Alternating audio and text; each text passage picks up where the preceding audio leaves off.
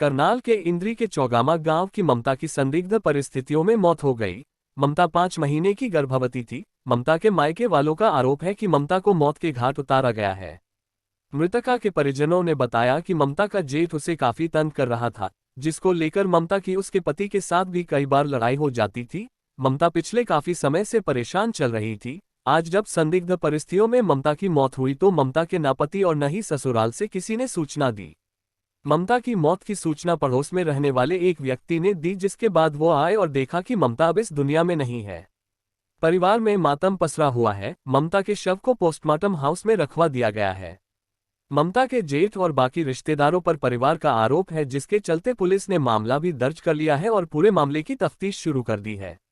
देखना ये होगा कि इस मामले में आगे क्या कुछ सामने निकल कर आता है। आज सुबह एक रिश्तेदारी का में से कोई फ़ोन आया। उन्होंने बताया कि ऐसे करके जो चुगामा लड़की थी ममता, तो वो कुछ बीमार थी, शायद कुछ ऐसी घटना मिली, सूचना मिली है।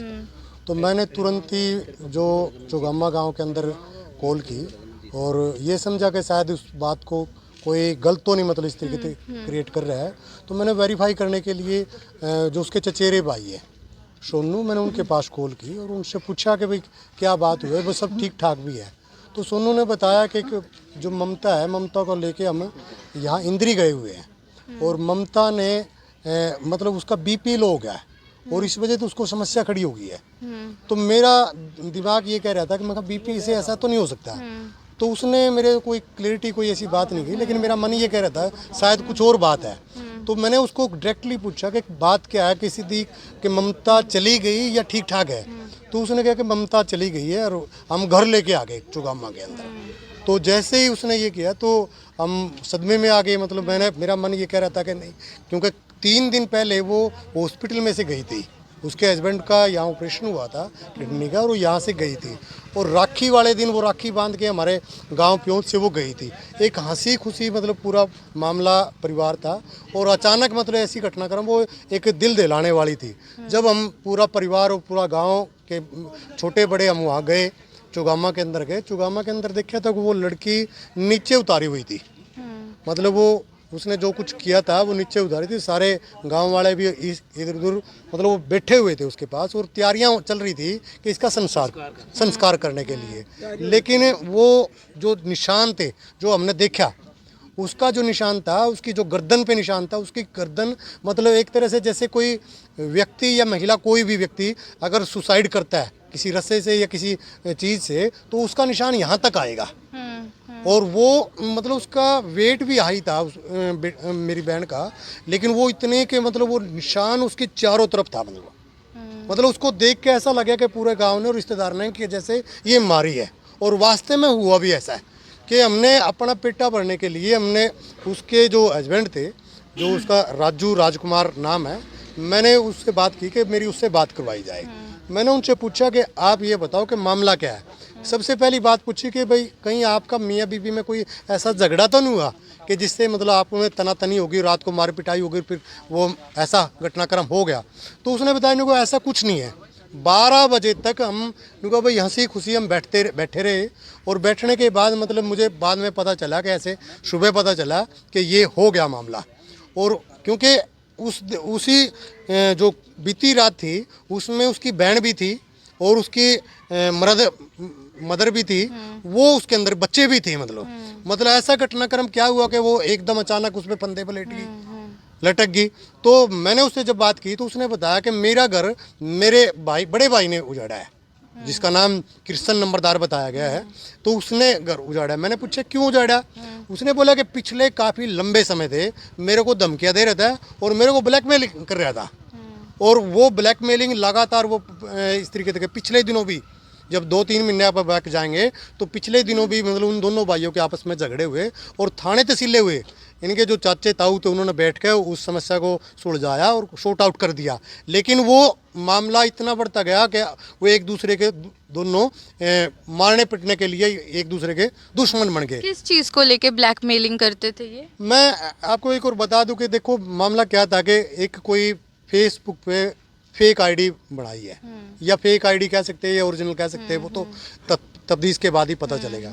उस आईडी के द्वारा और जो मैसेंजर ऐप होती है मैसेंजर पे लगातार ममता को धमकियां दी जा रही थी, ममता के नाम पर राजू को, उसके पति को, कि आपकी पत्नी ऐसी है, आपकी पत्नी ऐसी है। कल जो बात हुई है, कल उन्होंने, राजू ने जो बताया, कोई फोटो एडिट करके उसके पास, राजकुमार के पास, राजू के पास भेजी, और उससे वो कह रहा है कि मैंने ममता से भी बात करी और ममता के बोला कि भाई हम सुबह बात करेंगे। वो रात की बात थी, कल रात की बात थी। वो लगातार जो मैसेंजर का मामला था वो लगातार चल रहा था और पिछले 1 साल से चल रहा था। तो उन्होंने पहले कभी अपनी वाइफ से नहीं पूछा इस चीज को लेकर? नहीं, वो मैंने जानकारी ली थी कि आपने पहले नहीं कभी ऐसी बात की। तो वो कह रहे कि मैंने 2-3 महीने पहले या कल भी मैंने बात की थी इस विषय पे। तो उसने ये समझ के सॉर्ट आउट कर दिया कि कोई बात नहीं, वो अगर मेरी मिसेज पे अगर कोई ब्लेम लगा रहा है तो एडिट करके कुछ भेज रहा है तो कोई बात नहीं, उसको सॉर्ट आउट कर दिया था, उसका कहना है। उसका मतलब कहना, उन्होंने कभी पुलिस में शिकायत नहीं की उनके साथ? नहीं जो भी हो रहा नहीं, था। वो ये कह नहीं रहा कि पुलिस में, क्योंकि अक्सर अगर कोई ब्लैकमेलिंग करता है तो अक्सर आप कानून का सहारा लेते हैं, लेकिन ऐसा नहीं लगता। लेकिन मेरा आरोप सीधा ये है कि मैं उसके भाई होने के नाते मुझे ऐसा लगता है कि उसको मारा गया है। इनकी शादी को कितना वक्त हुआ था? शादी को लगभग 10 से 12 साल हो बच्चे चुके भी हैं हैं इनके? उसके 2 बच्चे हैं, एक 8 साल का बच्चा, एक 5 साल का बच्चा है, गर्भवती थी और ये? एक बेबी जो उसके पेट में था, वो गर्भ में था, वो लगभग 5 महीने का था। मतलब इनके पति क्या करते थे काम? इनके पति एक केबल ऑपरेटर या टीवी का जो देख रेख था, उसका देखने का वो काम करते थे। ससुराल में और कौन कौन है? ससुराल में 2 भाई थे, ये बड़े वाले पे उसने आरोप लगाया। उनकी वाइफ है, वो शादीशुदा है? उनकी वाइफ है, उन पे 3 बच्चे हैं शायद, बड़े वाले पे। उनकी मदर है, और जो सिस्टर है उनकी शादी हुई थी, लेकिन कल सिस्टर भी आई हुई थी। बार बार बात करने के बाद भी सिस्टर ने बताया कि भाई हमें नहीं पता, हम तो सुबह उठ के आए थे और ये बाथरूम के आगे गिरी पड़ी। अच्छा।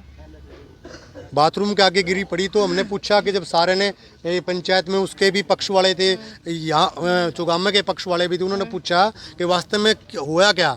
तो उसने बताया कि ये जो निशान है, निशान क्यों पड़े। हमने जब पूछा, वो कह रहे कि ईंट थी कोई बाथरूम के पास, वो ईंट लगी, मतलब ईंट इतनी लगे कि उसके चारों तरफ निशान पड़े। आपको सुबह किसका फोन आया था बताने के लिए? सुबह जो मेरे रिश्तेदारी में से मेरी सिस्टर का फोन आया था। मतलब ससुराल पक्ष से फोन ससुराल नहीं आया? से कोई फोन नहीं और आया वो था। संस्कार करने की कोशिश कर रहे थे? एक तरह से तैयारियां थी, मतलब आज भी वहीं वो तैयारियां खड़ी तो है। आपने जिद की कि पोस्टमार्टम करवाया जाए? जी, पोस्टमार्टम किया जाए, उसकी छानबीन की जाए और दोषी का पता चले कि वास्तव में कौन दोषी है, किसने ये यहाँ पे घटनाक्रम। ससुराल पक्ष है मौके पर? ससुराल पक्ष आए हैं, कहाँ पर है? ये चाचे लगते हैं उनके, उन्होंने भी। पति हैं उनके यहाँ पे? पति या सास नहीं, ससुर? उनके नहीं, पति नहीं है अभी यहाँ नहीं आए? अभी नहीं आए। या वो आए हो जिन पे आपका आरोप है, कृष्ण, वो है यहाँ पर?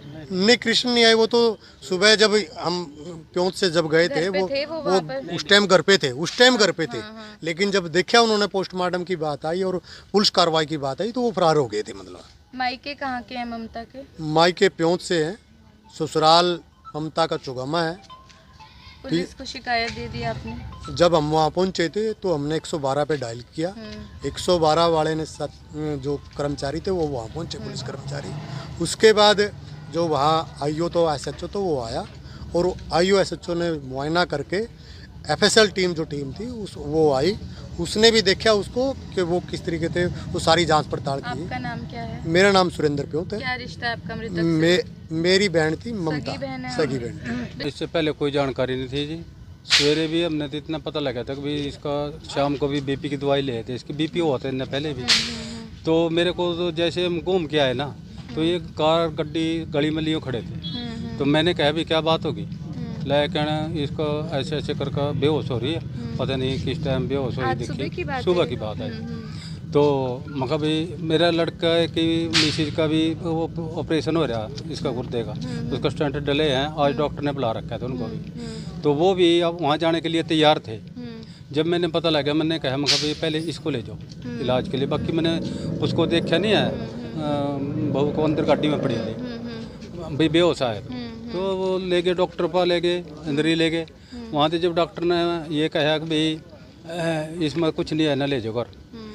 इससे पहले इंद्री लेके गए थे हाँ, अस्पताल? पहले गड़ी ले गए थे, फिर इंद्री ले गए। अच्छा। तो जब मैंने ये वहाँ चले गए हैं, मैंने इनके घर फ़ोन किया इसके लिए, फ़ोन किया, पहले तो उठाया नहीं इन्होंने। क्या आपने मायके पक्ष को फोन किया था? हाँ जी, अच्छा, आपने ही फोन किया था इनको? मैंने अच्छा। किया था। तो उसने जो ये उसकी माँ है, उसकी ममता की, हाँ। उसने फ़ोन उठाया फिर दूसरी बार में। तो मैंने कहा माँ चौधरी कहाँ है जी, लेकिन वो तो बाहर ना होगा, मैं गली में रही और मैं कराऊँ बात, महा कराओ जी। वो मिला नहीं है, लेकिन जी वो तो जी बाजेगा फिर बात करा देंगे, क्या बात है, ठीक भी है। मैंने कहा भाई ऐसे चक्कर का बात है, और वो ममता की कंडीशन ज़्यादा ख़राब है, उसको लेकर गए मैं हॉस्पिटल में, और तुम आ जाओ। लेकिन क्या हो यार, वहाँ इतनी बात का मना भी नहीं पता है, मैंने भी जो पता लगा मैं ये भी वही बताने लग रहा। तो जी लेकिन अच्छा चलो, अरे फिर वो इतनी देर में वो चौधरी भी आएगा, चौधरी से भी मैंने बात करी है, उसको भी बताया भी ये ऐसे बात हुई है। तो उसके बाद जब वो वहाँ डॉक्टर पर ले गए, उसने कहा भी इसमें कुछ नहीं है, इन्हें घर ले जाओ। मेरे लड़के का फ़ोन आया, अब पापा जी डॉक्टर ने जवाब दे दिया भी इसमें तो कुछ नहीं है, तो पूरी हो गया। उसी वक्त मैंने ये तुरंत ही फ़ोन कराया, भाई डॉक्टर ने जवाब दे दिया भाई ये तो पूरी हो गया, आप आ जाओ भाई। लेकिन अच्छा जी ऐसे इतनी जल्दी क्या है, अभी एकदम से पूरी बात का मैंने भी नहीं पता है। मतलब आपको नहीं पता ना। क्या हुआ, आपने जब तक देखा तो अस्पताल लेकर जा रहे हाँ, थे। आपका नाम क्या है? अमिलाल है, आप मृतक के क्या लगते हैं? मैं उसका लड़के का चाचा लगता हूँ। फोन आया था?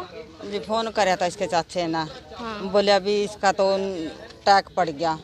अटैक बोला था या बीपी बोला था? बीपी पहला बीपी टैग बोला, फिर बीपी बोल रहे हूँ ना। विमाना तो देखी नहीं आ, भी लेकर जा रहे हूँ ना, फिर तैयार का चले माम, फिर नहीं बोलिया जी घरों ही आ जाओ जी। मार रखी चूल्हा चाला सारा फोड़ रखा, मेरी बेटी गला गुड़ रहे।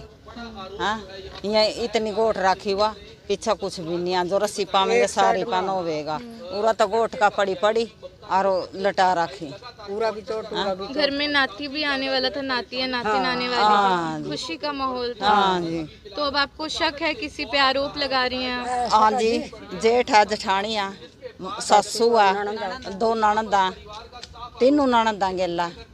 आपकी और भी बेटियां हैं कि एक ही मेरी तो यही एक ही बेटी, बेटी यही बेटी आज यही मेरी बहुत शौक से शादी की थी। जो बड़ी होकर रखी जी मन्नत। मैं तो ये लाग रही पैसे देन है, ऑपरेशन करवाया परोने का, ये भी पैसे दिए। हाँ मन तो मकान बनवाए, फिर भी नहीं मेरी बेटी बसन दे ना। आखिरी बार बेटी से कब मिली थी? ये बीरवार न मिले थे जी, अस्पताल आए? अस्पताल में। कभी सोचा था कि इसके बाद देखने को ही नहीं मिलेगा? फिर मेरे गला तो नहीं कुछ भी नहीं बात हुई, मन तो गेला ले जेती। हाँ जो गेला बग जंदी में के पता करा भी नहीं आई साल। अब क्या चाहेंगी, पुलिस क्या कार्रवाई करे, क्या मांग करती हैं? मैं मांग क्या करूंगी जी, उन ना अंदर होने चाहिए, ननद भी, जेठ भी, जेठानी वो भी, आए सासू यहाँ पे ससुर। ससुराल से कोई आया है? पता नहीं जी, लोग तो कोई नहीं आ रहा जी। वहाँ गए थे जब चौगामा वहाँ थे ससुराल वाले? हमारे सामने नहीं आया, हमारे आगे तो खुद भी नहीं आया, तो उसका ससुर थे, मान सास ससुर थे? ससुर नहीं है, सासू है। अच्छा, ससुर तो मेरे आगे नहीं कोई भी आया, सास भी नहीं मिली? ना सास मिली ना परोना मिलिया आपने मना। किसी से सवाल पूछा क्या हुआ है बेटी के साथ? पूछा आपने उनसे बेटी के साथ क्या हुआ है? कि कोई नहीं हमारे सामने आया। आपका नाम क्या है जी? मेरा रामरती।